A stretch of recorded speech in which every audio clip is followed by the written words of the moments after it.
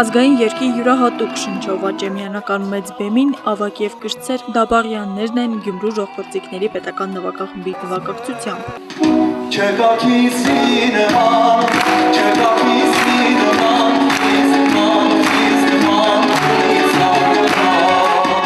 Ամերիկային այսօրը հոբելյանականներ նվիրված Գևորգ Դաբաղյանի 60-ամյակին համերգն իրականություն դարձավ Հայաստանի Հանրապետության կրթության, գիտության, մշակույթի եւ սպորտի նախարարության ու Գյումրու ժողովրդիկների պետական նվագախմբի կողմից իրականացվող հայ երգը ծրագրի շրջանակներում։ Գևորգ Դաբաղյանն արտասահմանյան երկրներում միշտ էլ բարձր է պահել հանրապետության պատիվն ու դրոշը, Սփյուռքում ունենալով բազմահազար երկրպագուներ, դուդուկային արվեստի սիրահարներ։ Սիրված ու գնահատված արտիստի հաջողության բանալին անկեղծությունն է, նշում է դուդուկահար Հայաստանի Հանրապետության ժողովրդական արտիստ Գևորգ Դաբաղյանը։ Այսօրվա օրը կարծես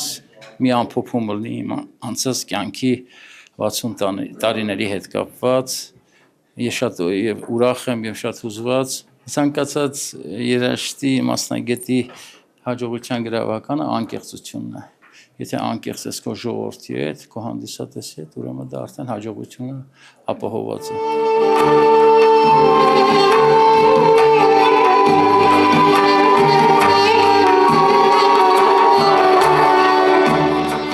Ազգային, աշխողական ու հանդիսատեսի կողմից սիրելի կատարումները ներկայացնելու ցանկացած առիթ բարձր են գնահատում բոլոր արտիստներն, ովքեր հնարավորություն են ունեցել մասնակցելու հայ երգը ծրագրին։ Հրաշալի հնչողություն, հրաշալի ղեկավարներ, պրոֆեսիոնալ մոտեցում եւ միայն հաճույքա նման պրոֆեսիոնալ մարդկանց հետ, ընդհանրապես կոլեկտիվների եւ երաժիշտների հետ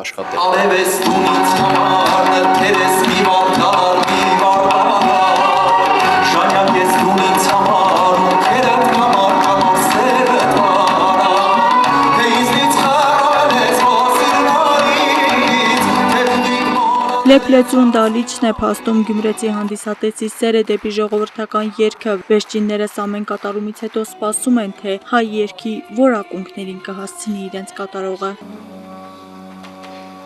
Իրիկնակը դուսա եկա տանը սիրան հույսա եկա սորմին կորե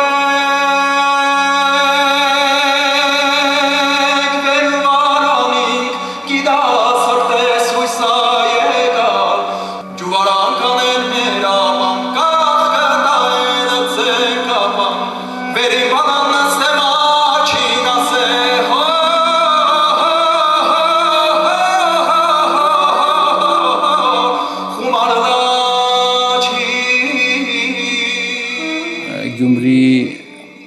հանդիսատեսի էներգետիկ դաշտը փոխանցվում է մեզ եւ այստեղ հնարավոր չի վատ ելույթ ունենալ։ Ես նկատել եմ, որ Գյումրու հանդիսատեսը հասկացող հանդիսատես է, երաժշտությունը գնահատող եւ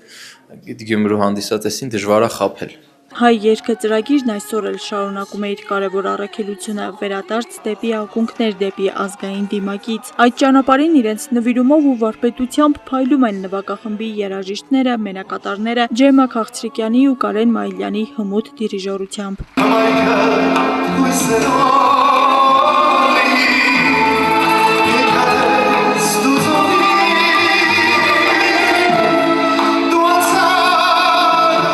Ամենամեծ նպատակը, որ այստեղ ամենամեծ թիրախը, որ այս ծրագիրը իր մեջ կրում է,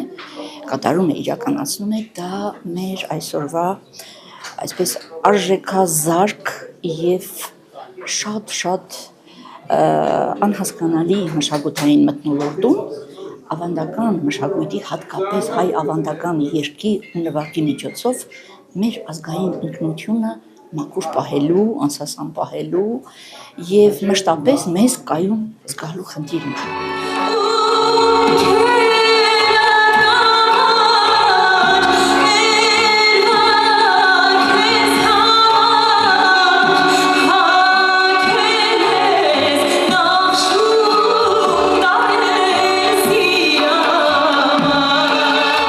Հայ երգը ապրում է այնտեղ, որտեղ կա մեղեդ ու անկեղծություն, նվիրում եւ հանդիսատեսի սեր։ Գյումրիում այդ երեկը մշտապես ապրում է։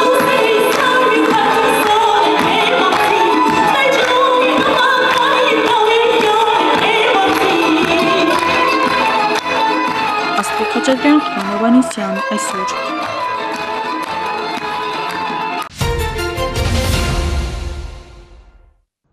Պաշտոնական այցով Ղազախստանում գտնվող ազգային ժողովի նախագահ Ալեն Սիմոնյանը հանդիպել է Ղազախստանի խորհրդարանի մաժլիսի նախագահ Երլան Կոշանովի հետ։ Ալեն Սիմոնյանն ընդգծել է, որ մեր երկիրը բարձր է գնահատում Ղազախստանի հետ գործընկերային հարաբերությունները եւ պատրաստ է ջանքեր ներդնել դրանց հետագա խորացման ուղղությամբ։ Խոսելով տարածաշրջանային զարգացումների ու Հայաստանի եւ Ադրբեջանի միջև խաղաղության համաձայնագրի ստորագրման անհրաժեշտության մասին ազգային ժողովի նախագահը շնորհակալություն է հայտնել ղազախական կողմին Հայաստանի Հանրապետության կառավարության ներկայացրած խաղաղության խաչմերուկ նախագծին աջակցելու համար։ Նա գործընկերոջ ուշադրությունն է հրավիրել նաեւ Ադրբեջանում գտնվող գերիների եւ ապօրինի պահվող անձանց խնդրին։ Ալեն Սիմոնյանն անդրադարձել է նաև օրենսդիր մարմինների միջև համագործակցության խորացմանը, առաջարկելով դիտարկել երկու խորհրդարանների միջև համագործակցության միջխորհրդարանական հանձնաժողովի ձևաչափը։ Ազգային ժողովի նախագահը Երլան Կոշանովին պաշտոնական այցով հրավիրել է Հայաստան։ Հանդիպման ավարտից հետո Ալեն Սիմոնյանը գործընկերոջ ուղեկցությամբ շրջել է Ղազախստանի խորհրդարանի շենքում։ Երկկողմ հարաբերությունների օրակարգի հարցերին եւ տարածաշրջանային զարգացումներին վերաբերող խնդիրներին են անդրադարձել ազգային ժողովի նախագահ Ալեն Սիմոնյանն ու Ղազախստանի նախագահ Կասիմ Ժոմարտ Տոկաևը։ Ազգային ժողովի նախագահը ողջունել է ղազախական կողմի հայտարարությունները Հայաստանի եւ Ադրբեջանի միջև խաղաղության համաձայնագրի շուրջ բանակցությունների ավարտի վերաբերյալ, ինչպես նաեւ Ղազախստանի աջակցությունը ուղղված երկու երկրների միջև կառուցողական երկխոսությանը։ Ալեն Սիմոնյանը նաեւ ընդգծել է, որ Հայաստանը շահագրգռված է առևտրատնտեսական ոլորտում երկկողմ համագործակցության ակտիվ ընդլայնմամբ։ Հանդիպումը կայացել է ազգային ժողովի նախագահ Ալեն Սիմոնյանի Աստանա կատարած պաշտոնական այցի շրջանակում։ Ազգային ժողովում կրքերը թեժացել են Հայաստան խմբակցության падգամավոր Լևոն Քոչարյանի ելույթից հետո եւ այդ ելույթին ազգային ժողովի փոխխոսնակ Հակոբ Արշակյանի պատասխանից հետո։ Падգամավորների միջև վեճ եւ քաշքշուկ է սկսվել։ Լևոն Քոչարյանը մասնավորապես իր ելույթում արձագանքելով վարչապետ Նիկոլ Փաշինյանի հայտարարությանը, թե ուր գնում են հանդիպման, մարդիկ ասում են ինչու մինչեւ հիմա Քոչարյանը կալանավորված չէ, ասել է. Հասկանալի է, որ մարդիկ ձեզնից լսել են տարիներ շարունակ դա, հիմա դուք 7 տարի է իշխանության եք, բարձր ձեզնից պիտի հարցնեմ, պիտի ասեն, ես բանն եք ասել, բա ինչ եղավ։ Հիմա եթե վաղը մենք լինենք իշխանության, բա մեզ է նույնը հարց տալու, եթե ձեր հետ կապված գործողություններ չլինեն։ Բնական է, չէ՞ դա, շատ բնական է։ Ասում եք, թե մարդիկ ինչ են ասում։ Ասեմ, թե մարդիկ ինչ են ասում Ռոբերտ Քոչարյանի մասին։ Մարդիկ ասում են հայրը թուրք է, բայց մենք երբեք դες բան ստեղից չենք ասում։ Չենք ասում դες բան ստեղից, բայց ասում են, որ հայրը թուրք է։ Անունն են ասում։ Ասում են անհայրենիք դավաճան են դրանք, Արցախը լքել են, պատերազմական վիճակում Արցախը թողել են ընտանիքով, թողե գնացել են։ Մի կոպեկ ոչ Ղարաբաղի, ոչ Ղարաբաղցու համար ոչինչ չեն արել։ Ասում են դրանք անհայրենիք դավաճաններ են, բայց մենք դες բան չենք ասում ստեղից։ Չենք ասում դες բան ստեղից։ Պահպանում ենք կոռեկտության սահմանները։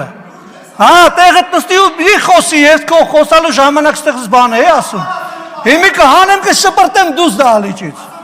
Կհանեմ հիմա քեզ կշպրտեմ դուրս դահլիճից, որովհետև դու խանգարում ես իմ ելույթը Լևոն։ Հանգիստ նստի տեղդ, հանգիստ նստի տեղդ,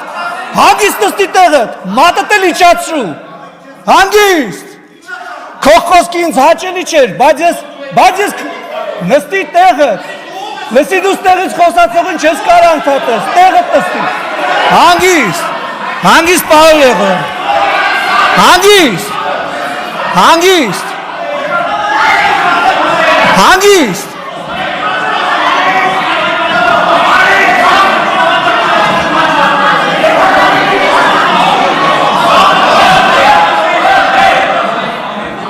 ուրեմն հանգիստ, սիրելի հանգստացեք մի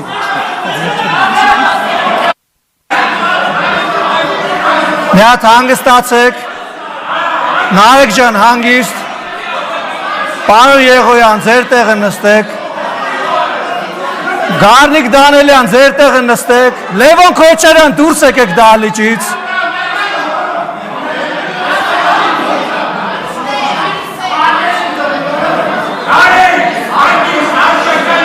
Խնդրում եմ հարգելի գործընկերներ, պարոն Թորոսյան, պարոն Բաքոյան, ձեր տեղը գրավեք, խնդրեմ, շնորհակալություն։ Հանգիստ, պարոն Եղոյան, ձեր տեղը խնդրում եմ գրավեք, Շնորհակալություն։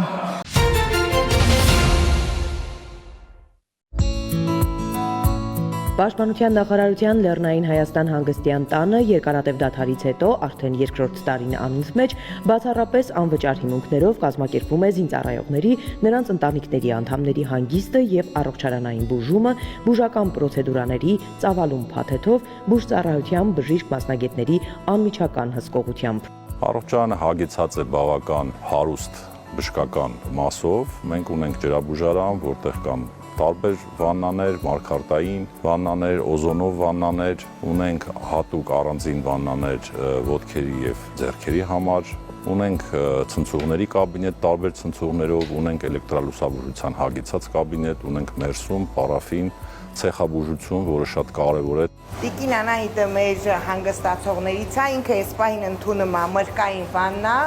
որը նախատեսված է հոդացավերի, արյան շրջանառությունը կարգավորում, մկանային տոնուսի համար։ Հասմիկը իևս զինվորական է, հանգստանում է մայրիկի հետ, վստահեցնում է, որ ոչ միայն բուժանձնակազմի մոտեցումներն են գրագետ ու պրոֆեսիոնալ, այլև համալիր սպասարկումն է բարձր մակարդակի, միջավայրն ու ստեղծված մթնոլորտը նպաստում են լիարժեք լիցքաթափվելուն եւ ուժերը վերագտած ծառայողական գործունեությանը վերադառնալուն։ Ես ինքս երկար տարիներ ծառայում եմ զորամասային օղակում, չեմ պատկերացրել ապրելով Դիլիջանում, այսքան մոտիկ գտնվելով նման հրաշքի, տարիներով չօգտվել, չբուժվել, հանգիստը չվայելել։ Այս պահին պացիենտը ընդունում է իմպուլսային հոսանքներ, որը ցուցված է նյարդային սիստեմի բոլոր հիվանդությունների համար եւ մկանային տոնուսը թուլացնելու, ողնաշար հիվանդությունների, հենաշարժական ապարատ հիվանդությունների համար։ Հանգստյան տան ուղեգրերի տրամադրման առաջնահերթությունը տրվում է հատկապես օրինակելի ծառայությամբ աչքի ընկած սպաներին։ Մայիսը կնոջ եւ մանկահասակ երեխաների հետ հանգստանում, նաեւ օգտվում է բուժական ծառայություններից։ Անկեղծանում է անվճար հանգստի խրախուսանքը մոտիվացիայի եւս մի աղբյուր է սպայի եւ նրա ընտանիքի համար։ Սա զինծառայողներին ընձեռվող հերթական սոցիալական արտոնությունն է, ինչն անխոս ել ավելի է բարձրացնում զինվորական ծառայության գրավչությունը։ Երեխաների կնոջս եւ իմ համար իդեալական հանգստի միջոց է, որպես լավագույն զինծառայող ընտրվել եմ ես, ուղեգիրը մեզ է հատկացվել հանգստանալու համար։ Շատերի համար էլ հանգստյան տունը նաև հաճելի միջավայր է հին ընկերներին եւս մեկ անգամ հանդիպելու, ինչու ոչ հիշողություններն ու անցած տարիներին միասին ապրած նիմի բերելու, դրական էներգիայով լիցքավորված մասնագիտական ու ծառայողական ճանապարհը վերաիմաստավորած շարք վերադառնալու առումով։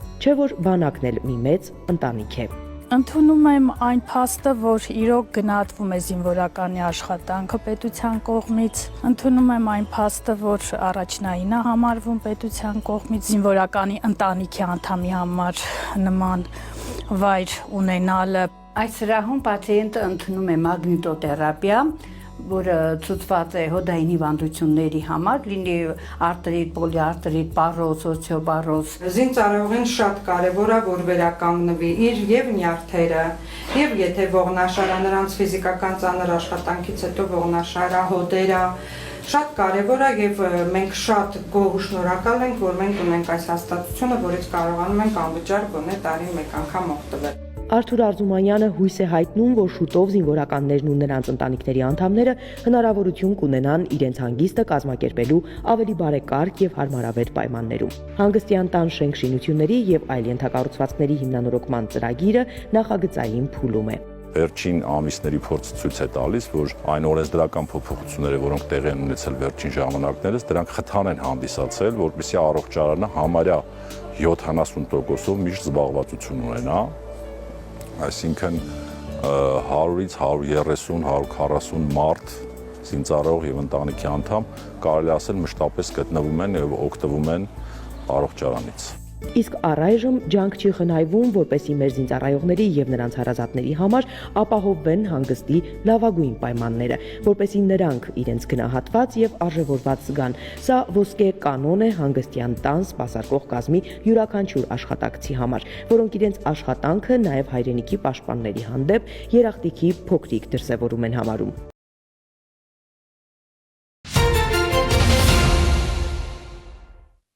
Միացյալ Նահանգների նախագահը Սաուդյան Արաբիա կատարած այցի ընթացքում հայտարարել է, որ մտադիր է չեղարկել Բաշար Ասադի կառավարման շրջանում Դամասկոսի դեմ սահմանված պատժամիջոցները։ Դոնալդ Թրամփը նշել է, որ դա պետք է հնարավորություն տա Սիրիային հզոր երկիր դառնալ։ Սպիտակ տան ղեկավարը հավելել է, որոշումը կայացրել է Սաուդյան Արաբիայի թագաժառանգի եւ Թուրքիայի նախագահի հետ Սիրիայում ստեղծված իրավիճակը քննարկելուց հետո։ Սիրիան այնքան տառապանք ու մահ է տեսել, հուսով եմ նոր կառավարությանը կհաջողվի կայունացնել երկիրը եւ պահպանել խաղաղությունը։ Իմ վարչակազմը ցանկանում է վերականգնել Միացյալ Նահանգների եւ Սիրիայի միջև բնականon հարաբերությունները, շեշտել է Դոնալդ Թրամփը։ Նա տեղեկացրել է, որ Միացյալ Նահանգների պետքարտուղարն այս շաբաթ Թուրքիայում կհանդիպի Սիրիայի արտգործնախարարի հետ։ Սաուդյան Արաբիայում արդեն տեղի է ունեցել Թրամփի եւ Սիրիայի առաջնորդ Ահմեդ Ալ-Շարայի հանդիպումը։ Սա երկու երկրի առաջնորդների առաջին հանդիպումն է վերջին 25 տարվա ընթացքում։ Դոնալդ Թրամփը հայտարարել է, որ Մարկո Ռուբիոն եւ ամերիկացի այլ պաշտոնյաներ կմեկնեն Ստամբուլ ռուս-ուկրաինական հարցով նախատեսված բանակցությունների համար։ Տեսնենք ինչ որ բանի կհասնենք, կարծում եմ հանդիպումը կարող է տեղի ունենալ մայիսի 15-ին։ Հուսով եմ լավ արդյունք կունենանք, հավելել է Սպիտակ տան ղեկավարը։ Ակնկալվում է, որ Թուրքիայեն մեկնելու նաեւ ԱՄՆ նախագահի բանագնացներ Սթիվ Ուիտկոֆը եւ Քիթ Քելոգը։ Երեկ Քելոգը հայտարարել էր, որ եթե Վլադիմիր Պուտինը մեկնի Թուրքիա բանակցելու Կիևի հետ, Ստամբուլում կլինի նաեւ Թրամփը։ Թե ով գլխավորի ռուսական պատվիրակությունը դեռ հայտնի չէ, շրջանառվում է Ռուսաստանի արտգործնախարար Սերգեյ Լավրովի անունը։ Վոլոդիմիր Զելենսկին կրկնել է, որ պատրաստ է Թուրքիայում հանդիպել Վլադիմիր Պուտինին եւ կբանակցի միայն նրա հետ։ Ուկրաինայի նախագահն ընդգծել է Կիև-Մոսկվա ուղիղ բանակցությունների կարևորությունը։ Նա նշել է, որ ցանկանում է Պուտինի հետ քննարկել երկու հարց՝ հրադադարը եւ գերիների փոխանակումը։ Ոչ ոք չգիտի որքան կտևի պատերազմը, բայց ոչ 10 տարի։ Ուկրաինան չի դիմանա, պատերազմը շատ թանկ է բոլորի եւ մեր եւ թշնամիների համար, ընդգծել է նախագահը։ Եթե Մոսկվան հրաժարվի հրադադարից, նորից պատժամիջոցներ կկիրառենք, նախազգուշացրել է Ֆրանսիայի նախագահը։ Էմանուել Մակրոնն ընդգծել է Ուկրաինային աջակցությունը շարունակելու անհրաժեշտությունը։ Մենք պետք է օգնենք Ուկրաինային պաշտպանվել, բայց չենք ցանկանում երրորդ համաշխարհային պատերազմ սկսել։ Պատերազմը պետք է դադարեցվի, բանակցություններում Ուկրաինան պետք է ուժեղ դիրքերում լինի, ասել է նա։ Մակրոնը տեղեկացրել է, որ Փարիզը կշարունակի ներդրումներ կատարել ամրապնդելու ուկրաինական բանակը եւ խաղաղության պայմանագրի կնքումից հետո երաշխավորելու Ուկրաինայի անվտանգությունը։ Նա առաջարկել է առաջնագծից հեռու զորքեր տեղակայել լրացուցիչ անվտանգություն ապահովելու համար։ Ֆրանսիայի նախագահը նաև համոզմունք է հայտնել, որ բանակցային սեղանի վրա պետք է լինի այդ թվում տարածքների հարցը, սակայն Ուկրաինան չի կարող վերականգնել 2014 թվականի սահմանները, եւ Կիևը դա հասկանում է։ Մակրոնը նաև հայտարարել է, որ Փարիզը պատրաստ է եվրոպական երկրների հետ քննարկումներ սկսել իրենց տարածքներում միջուկային զենք կրող ֆրանսիական ռազմական ինքնաթիռներ տեղակայելու վերաբերյալ, ինչպես դա անում է Միացյալ Նահանգները։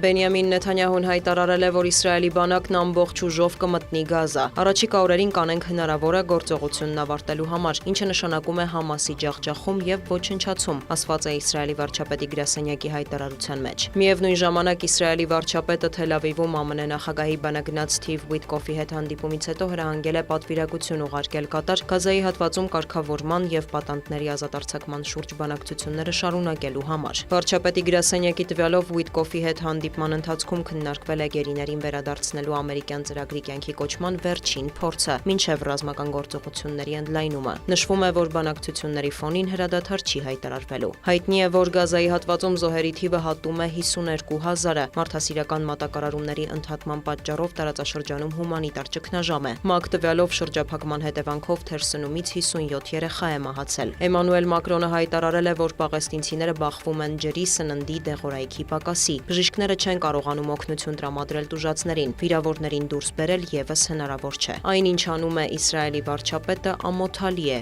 եզրափակել է Ֆրանսիայի նախագահը։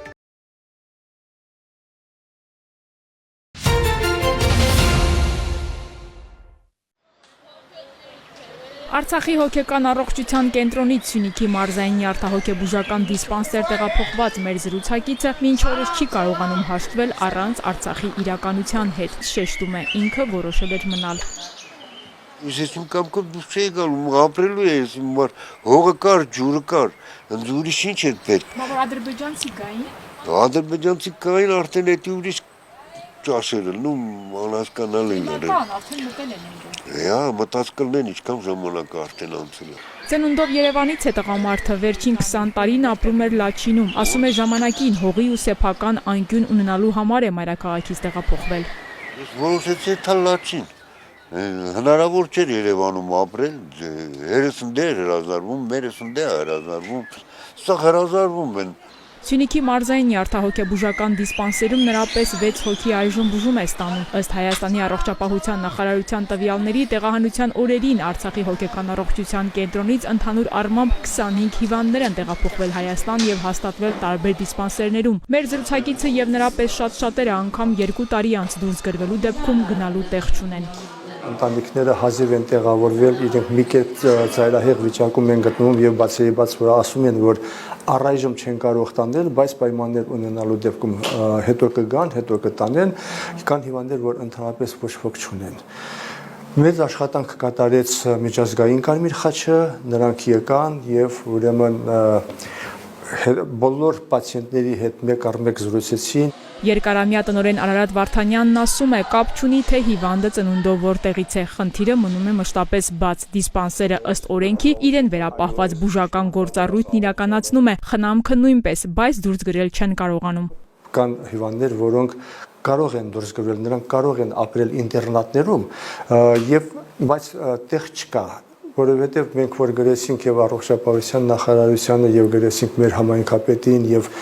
մարզպետին գրեցինք, փորձեր արվեցին հնարավորինս օգնել մեր պացիենտներին։ 3 հոգի տեղավորվել էին մեր Արծվանիկ գյուղի խնամքի կենտրոնում, այստեղ բայց այսօր նրանք այստեղ են, որովհետև նրանք ունեցան վարքային խանգարումներ, որոնք իզորու չէր Արծվանիկի խնամքի կենտրոնը կարգավորելու։ Հիվանդ կա, որ մինչև հիմա չի գիտակցում, որ Արցախում հայ չի մնացել, ես գնում եմ իմ գյուղը, ես գնում եմ Պատարա, հիվանդ կա, որ չէ, ես գնում եմ Երևան, բայց Երևանում ոչ ոք չունի, կմնա փողոցում։ Ստիպված ենք լինում երբեմն պահել, մինչև գտնենք որևէ հարազատի կամ որևէ կացարան, որպեսզի պացիենտը ինքը դուրս գրվելուց ինչ որ ապրուստի միջոց ունենա։ Առողջապահության նախարարության պատասխանատուները խնդրին տեղյակ են։ Գևորգ Փաշիկյանն ասում է, դիսպանսերը պետք է փորձի դուրս գրված անտուն կամ միայնակ հիվանդին մի տեղ ուղղորդելու տարբերակ գտնել։ Նման դեպքերում դիմում են աշխատանքի եւ սոցիալական հարցերի նախարարությանը, մարդու իրավունքների պաշտպանին ասում է։ Սոցիալական տներում եւ տարեցների համար նախատեսված վայրերում, նաեւ իրանք ինտերեկություններով ունեն հատուկ վայրեր, որ նախատեսված է հենց Արցախից տեղահանված պացիենտ։ Հասկանալի է, բայց հոգեբուժական կլինիկաները չեն կարող պացիենտին, եթե դրա կարիքը չկա, առողջապահական տեսակետից երկարատև պահել։ Առայժմ Հայաստանի Հանրապետությունում ունենք ընդամենը 1 հոգենևրոլոգիական ինտերնատ, դա Վարդենիսի հոգենևրոլոգիական ինտերնատն է, կան նաև առանձին խնամքի տներ, ինտերնատներ, որոնց տարողությունը մեծ չէ, բայց երբ որ մենք հաշվում ենք կարիքները, եթե գոնե Սյունիքի եւ Վայոց ձորի համար ինտերնատ կառուցվի, որը բացի առողջ անձանց ունենա բաժանմունքից ունենա նաև հոգենևրոլոգիական թեքումով բաժանմունք եւ մեր պացիենտների մեծ մասը, որոնք գտնում են տներում, տեղավորվեն այնտեղ, մենք այլևս ի վիճակի չենք նոր հիվանդներ ընդունելու, որովհետև տեղերը սահմանափակ են։ Դիսպանսերի տնօրենը տարբեր հարթակներում մշտապես բարձրաձայնում է փոքր սոցիալական տների կամ ինտերնատների կառուցման անհրաժեշտության մասին։ Այս դեպքում պետությունն ավելի քիչ ծախս կանի ու բոլորին հարմար կլինի, ասում է Արարատ Վարդանյանը։ Սոցիալական հարց լուծելով մյուս կողմից բախվում են մասնագետների պակասի ու ֆինանսական լուրջ խնդիրների։ Սկսած 2014 թվականի նոյեմբեր ամսից մեր փրկությունը կայացել է Իշնորի Զանգեզուրի պղծամոլիբդենային կոմբինատի։ Նրանք ամեն ամիս 2 միլիոն դրամ գումար էին հատկացնում սննդօգնությանը, մի մասն էլ մենք էինք տրամադրում եւ բավարար կերպով սնուցում էինք։ Հոգեբուժական դիսպանսերները մի շարք գործառույթներ ունեն։ Տնօրենն ասում է, աշխատանքային պայմանները լավ են, ինքը կօգնի նորեկ մասնագետին ոլորտում կայանալ։ Մնում է բուհն ավարտողները դիմեն ու ցանկանան այս գործով զբաղվել։ Սիրուն աղջիկ, մեր տապանի, իմ սերդի հետ, խաղ միանի, ես կտանեմ, նա ձեր հետ բոլոր, միայն մի թող ինձ տխուր մոլոր։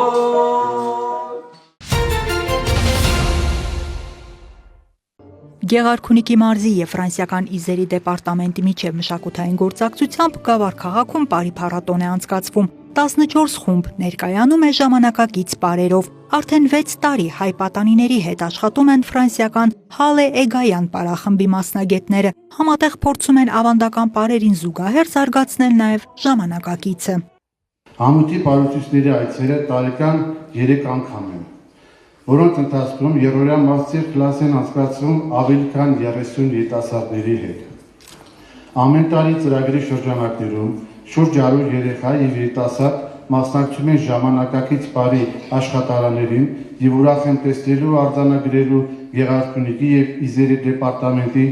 համագործակցված աշխատանքի արդյունքը։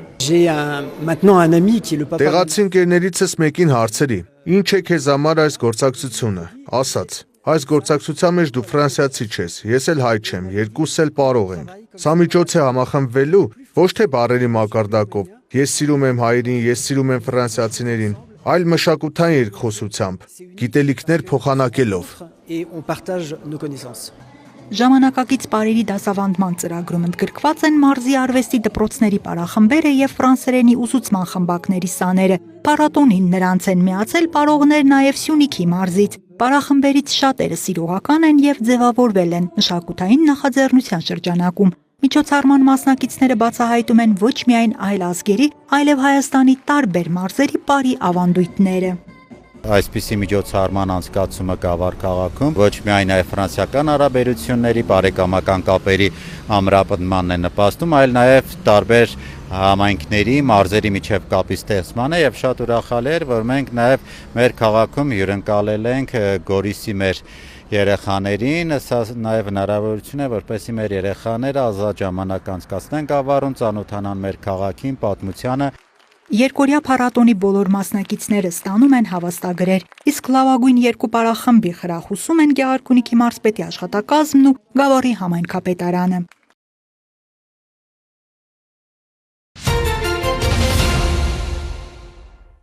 Մայիսի 12-ին ներքին գործերի նախարար Արփինե Սարգսյանը ընդունել է Հայաստանում Հունաստանի Հանրապետության արտակարգ եւ լիազոր դեսպան Խրիստոս Սոֆիանոպուլոսին։ Նախարար Սարգսյանը ողջունելով դեսպան Սոֆիանոպուլոսին անդրադարձել է Հայաստանի եւ Հունաստանի միջև ձևավորված բարեկամական հարաբերություններին, ընդգծելով գերատեսչական մակարդակով համագործակցությունն առավել խորացնելու անհրաժեշտությունը եւ առկա ներուժը։ Արտակարգ եւ լիազոր դեսպանը շնորհակալություն հայտնելով ջերմ ընդունելության համար վերահաստատել է Հունաստանի պատրաստակամությունը տարբեր ուղղություններով համագործակցությունը ընդլայնելու առումով։ Հանդիպման ընթացքում կողմերը առարկայական քննարկել են ոստիկանական համակարգում, քաղաքացիական պաշտպանության, ինչպես նաեւ միգրացիայի եւ քաղաքացիության ոլորտներում համագործակցության հնարավորությունները։ Առանձնահատուկ ուշադրություն է դարձվել Եվրոպական միության հետ վիզաների ազատականացման գործընթացի մեկնարկին։ Այս համատեքստում դեսպան Սոֆիանոպուլոսը հայտնել է իր երկրի լիակատար աջակցությունը։ Հանդիպմանը կողմերը քննարկել են երկկողմ համագործակցության առավել ամրապնդմանը վերաբերող այլ հարցեր, նախանշելով հետագա քայլերը։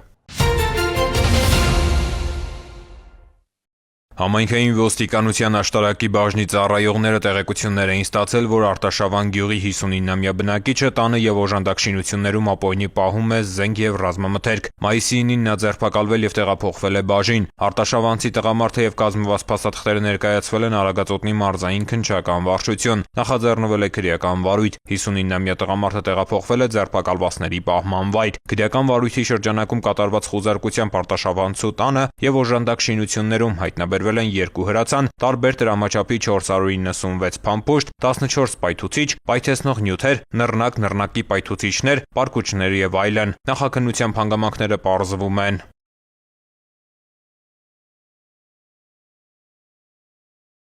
Սոցիալական ցանցերում օրերս տեսանյութեր տարածվել, որում երևում է, թե ինչպես է VAZ-2107 մակնիշի ավտոմեքենայի վարորդը բացահայտ անհարգալից վերաբերմունք դրսևորելով երթևեկության մյուս մասնակիցների նկատմամբ մեքենան վարում է անկանոն, ստեղծելով վթարային իրավիճակներ։ Կոտայքի մարզի պարեկները ճշտել են վարորդի ինքնությունը։ Մայիսի 12-ին մեքենան տեղափոխվել է պահպանվող հատուկ տարածք։ 23-ամյա վարորդի նկատմամբ կազմվել են վարչական իրավախախտման վերաբերյալ արձանագրություններ։ Կրկին հորդորում ենք խստորեն պահպանել ճանապարհային երթևեկության կանոնները, չվտանգելով երթևեկության մյուս մասնակիցների կյանքն ու առողջությունը։